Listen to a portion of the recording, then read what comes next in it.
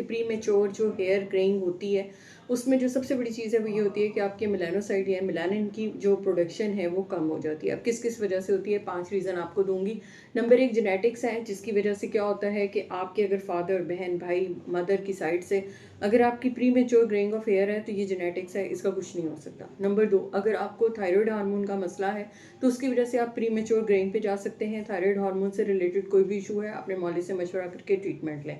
जहाँ तक ग़िज़ा की बात आती है नंबर 3 पे, तो इसमें विटामिन B12, उसके साथ जो है vitamin D3, iron and copper, 4 चीज़ें हैं। अगर ये 4 चीज़ें आपकी डाइट में डेफिशिएंट हैं तो उसकी वजह से भी प्रीमेच्योर ग्रेइंग हो सकती है। अपनी न्यूट्रिशन को इम्प्रूव करें। Number 4, stress.